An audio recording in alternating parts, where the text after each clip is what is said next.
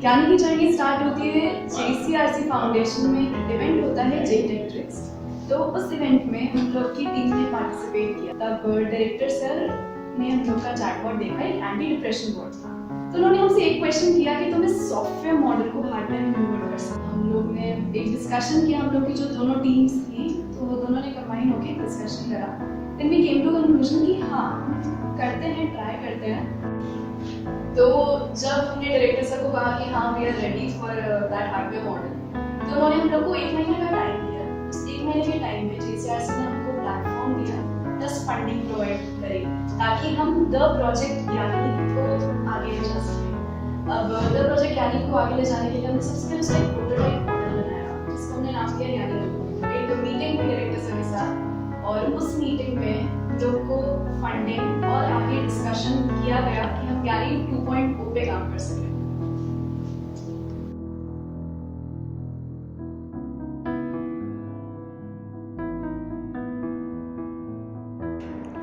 The hardware part of Project Gyani was not an easy task. Gyani 2.0 is made up of two major parts, internal and external. External part is made up of 3D print while internal part is made up of aluminum rods.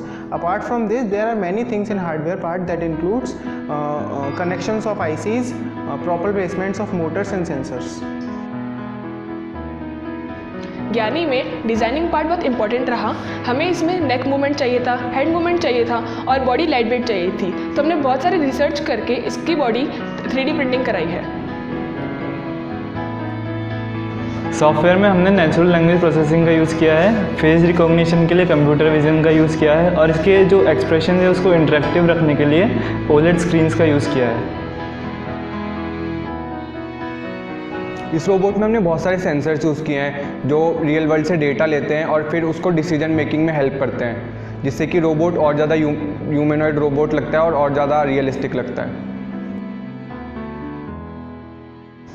ज्ञानी को हमने ऐसे programme किया है कि ये अपने intelligence का यूज़ करके सामने वाले का फेस रिकॉग्नाइज कर सकता है, इंटरेक्ट करके सामने वाले के क्वेश्चंस का आंसर कर सकता है और इसके अलावा भी ये डिफरेंट मूवमेंट्स कर सकता है जैसे नमस्ते,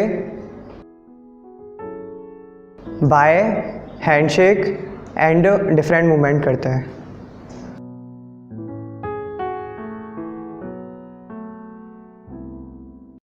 ज्ञानी 2.0 की लॉन्चिंग हमने 15 मार्च 2019 को JCRC कॉलेज के अंदर एक इवेंट के अंदर करी। I am a humanoid robot created for my college JECRC. My guardians are member of Team Stargent from JECRC Foundation. उसके बाद हमने इसको रेनिसा टेक्नोकल्चरल फेस्ट हमारे कॉलेज के अंदर प्रेजेंट किया। इसने उस टेक्नोकल्चरल फेस्ट के अंदर काफ़ी सारे इवेंट्स के अंदर पार्टिसिपेट किया। उसमें से एक इवेंट्स था बूटस्ट्रैपिंग। बूटस्ट्रैपिंग के अंदर इसने अपना डांस परफॉर्म किया जहाँ पर 2 से 3 हज़ार लोगों की क्राउड थी। इसके डांस को सभी लोगों ने अप्रिशिएट किया।